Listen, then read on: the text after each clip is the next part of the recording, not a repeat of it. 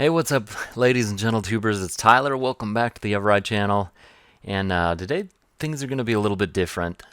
Just here in my room, in my little recording area, and it's September. That is Suicide Prevention Month, and I've had one of my friends ask me, "Are you gonna make a video about this?" You've kind of touched on that topic before in some of your videos, mental health and things like that. And yeah, I wanna touch on that topic, and kind of the theme of mental health stuff is you're not alone. Okay, and so I've actually received a couple of really cool messages from some friends, some people who I don't really know who have followed the channel, that have said, "Hey, you talking about this stuff has really made a difference in my life." And so hopefully this will help make a little bit of a difference, knowing that you're not alone,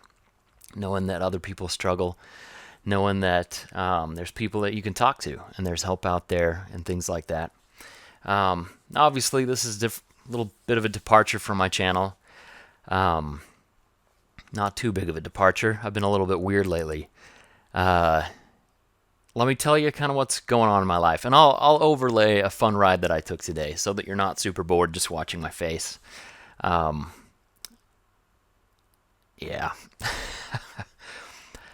So I'm gonna get pretty deep into some pretty deep stuff right now, and it's not gonna be comfortable. But in a video like this, I'm always worried about making a video like this because sponsors, forget about it. They hate stuff like this. Producers, a lot of people drop out. They're like, why isn't he making motorcycle videos? What's wrong with this guy? General, YouTube stuff. I don't know. People don't tend to watch videos like this, but this video is not for everybody who's normal. This video is for people who are struggling. And again, you're not alone in your struggles. So I saw kind of one of those inspirational meme things on Facebook a little while ago, and it basically said, if you're uncomfortable with or don't understand the trauma that people go through, or how much somebody can actually grieve, be grateful that your brain doesn't comprehend that kind of trauma or that kind of grieving or that kind of emotional hardship. And so I'm going to tell you about my September, and it's hard to talk about, but here we go. Because you know what, I don't mind getting those emails that says, "Hey, you helped me get into a therapist, you helped me find some meds," something like that. I think that's a good thing. So, I think it was late July. Was really struggling with mental health. I struggle with depression really quite a lot, and for a long time I thought this is bipolar depression, where your moods go up and down and up and down. And then I kind of found out that bipolar depression is like pretty long with your moods. I mean, if you're having four or more ups and downs, or four ups and downs in a year, that's considered to be rapid cycling in a year. So that's like every 3 months you're ups and down. And for me, it could be a daily thing, it could be a weekly thing. It's hard to figure out what was going on. And so, anyway, towards the end of July, I thought about ending things for myself. And in those moments, you think, my goodness, I'm totally worthless. I'm a total burden on my family. I'm a burden to my friends. It's not so much about like I'm not appreciated or whatever. It's not. It's just you feel like the people that you're closest to would be better off if you were dead. And so I was feeling that way, and I decided to this is really hard to share, but I decided to go out on a motorcycle ride, and I thought that maybe I could just end things by going full throttle into a tree or off of a cliff. There's plenty of those out here in southwest Utah. And anyway, it's funny because my brain goes into a real numb place. I kind of numb out when things get really gnarly, and that can get kind of freaky. Anyway, after that had happened, I was feeling pretty emotional, and I numbed out, and I luckily didn't follow through with those plans. Kind of be a fiery way to go out. But anyway, I talked to my wife, and there was something really wrong with me because I was completely numb and she was beside herself. She was really worried about me. She knows I struggle with these things. And it was a scary, scary time. And so I promised her that I would get in to see a professional again with some therapy. I would try some new meds. If you've been following the channel for a while, you probably know that I haven't had any meds since September of last year, and getting off the meds that I was on really messed me up for a couple of weeks, and then I started to feel quite a lot better. But gosh, kind of reared its ugly head again. Now it's been about a year, almost exactly, and things have gotten kind of rough. So went in to get some new medications, got into some therapy, and the therapy has helped a lot. And talking to a psychiatrist about new medications has helped a lot understand some things. The sad part is that the medications didn't work how they were supposed to work. I took the medications, I started to feel a little bit better, but the side effects were really devastating to me in a lot of different ways. Obviously, out here, I run motorcycle tours, which people who watch this video are going to be like, I really would rather not go on a motorcycle tour with a crazy person.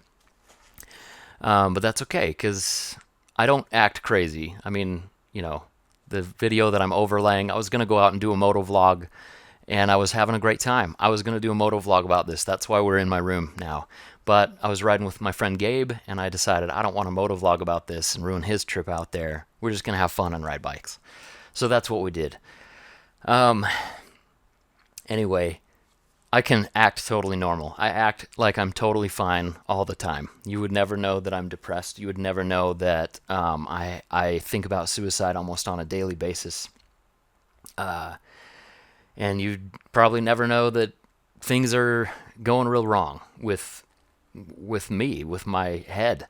And it's nothing to do with circumstance. I talk to my therapist all the time, and I'm like, what is going on? I have the coolest job in the world. My wife is amazing. My family is amazing. Why do I feel this way? And anyway, this isn't a therapy session. It's just, I'll talk about that more later maybe. But it has nothing to do with circumstance. People who are extremely wealthy deal with this stuff. People who are in poverty deal with this stuff. This is something that affects everybody. And so, again, you're not alone. So, anyway, yeah, I'm just going to be totally candid and frank. I got on the medications, SSRIs, right? That's basically Zoloft or I think Paxil, or there's a lot of medications that this SSRI type of medication basically increases the serotonin intake that your brain can use. And so an increase in serotonin also increases what's called, I think it's called peristalsis, which is basically the muscle contractions in your large intestine to move poo through your large intestine. And so in a lot of people's cases, maybe a week max, they start taking these meds, they have diarrhea for a week. In my case, I started taking these meds, it didn't go away, and my psychiatrist just said, this is something that if it's not cleared up after about a week, you're probably going to just have diarrhea like that forever. And I don't want to do that. I run tours out here. I can't be, shooting poo out in the desert. So we decided it probably wasn't a good thing for me to take those. Um, and there was also a lot of brain fog and things like that. So I don't know where I'm going with this. I'm just trying to tell you that if you're struggling with me, like, there's help out there, and I'm still looking for the right kind of thing to help me. Um, but anyway, he told me to get off that and to see if my stomach problems got better. And so I stopped taking the meds, and things got way better with my stomach. I actually felt good for a couple of days just mentally, and then crashed pretty hard after that. Obviously, when your brain has been getting serotonin from meds for a couple of weeks, and it started to get used to that level of, I don't know, help from the medications, and then you stop taking it, it gets really gnarly. So I'll just be totally honest. 2 days ago, I just spent the whole time in bed in a huge brain fog, thought about suicide almost all day. And I hate talking about this because I know that my parents watch this channel and my wife, and nobody likes to hear that somebody's brain is broken enough that they feel suicidal, but it's something I need to talk about. So dying is not something that I want to do every day. I don't know why. I don't know why my brain does this. And if you're like me, you don't know why either. Life is really awesome. It's really good. It's really precious, and I want to be around for my kids, and I want to be around for my wife and my whole family. So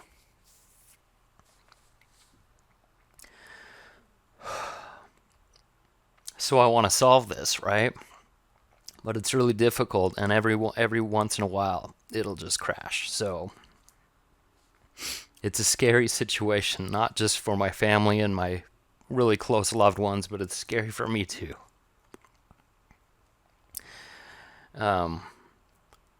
Something that helped a lot was therapy and talking to a psychiatrist, because psychiatrists won't only they won't only prescribe medication, but they'll also help you with getting your diagnosis sorted out.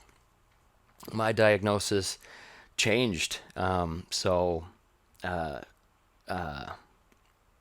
it's hard. It's really hard to talk about this diagnosis because always the question behind it is, what happened? But my diagnosis got changed to post-traumatic stress disorder. And what just went through your head? You're like, what happened to you? Why is that your diagnosis? And that's something that I'm not going to talk about. I'll talk about it with my therapist. But, right now people are like, you didn't serve in the military, there's nothing, like, isn't that just kind of for cops and guys who serve in the military and women who serve in the military? And no, trauma is trauma, and mine is not a big. It's not a big deal. It's not.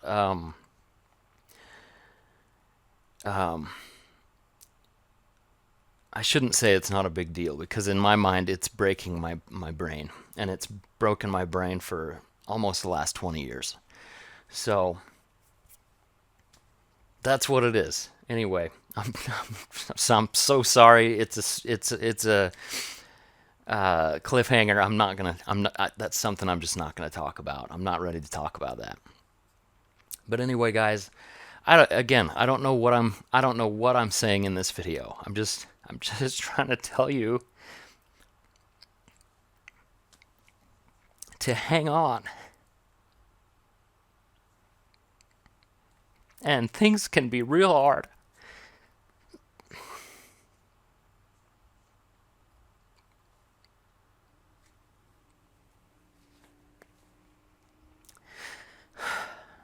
No matter how good your life may appear, or how whatever, you don't know who's struggling.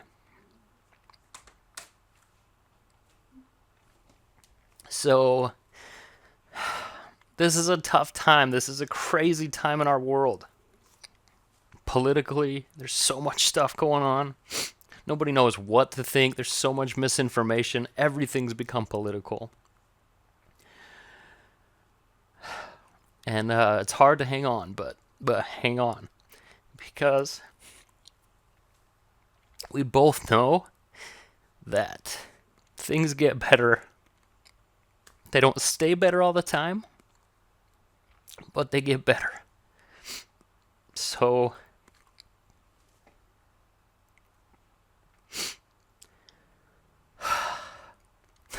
what am I doing to my channel? Somebody needs to hear this. Maybe that's you. Maybe you're struggling with the same things that I do. Or maybe you love somebody who struggles with these things. Or maybe you've lost somebody who struggles with these things.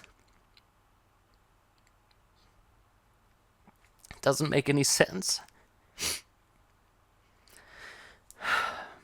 Somebody who is mentally stable doesn't take their own lives.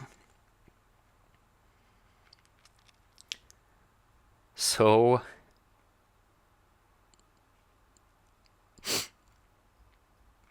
you guys, the main message is just show love. You don't know what people go through. And if you don't understand, it's like what I said at the beginning. Be grateful that you don't understand that level of pain or difficulty. You're lucky to have a mind that works. So, hopefully this has made sense. My brain has been really kind of messed up the last month as I've been changing things with medications. And I feel like now that I'm off again, hopefully things will get back to normal. I don't know what medications I'll be taking in the future, but I want to get my brain sorted out. And that's all anybody who's ever struggled with suicide or PTSD, I guess, or depression, that's all they want. They just want to feel normal again because we know what it feels like to be normal. But so much of our lives we can't. And as hard as you try,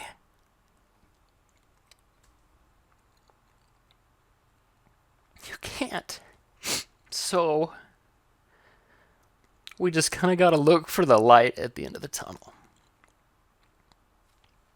And then hope it stays around because we know another tunnel's coming. We know that it's going to get dark again. And then it'll get light again. So all I'm saying is just keep going, okay? We'll both do it. Anyway, my camera just shut off. You guys, I love you. And just stick with it, all right? Keep going. Your family needs you. Your friends need you. You're not alone.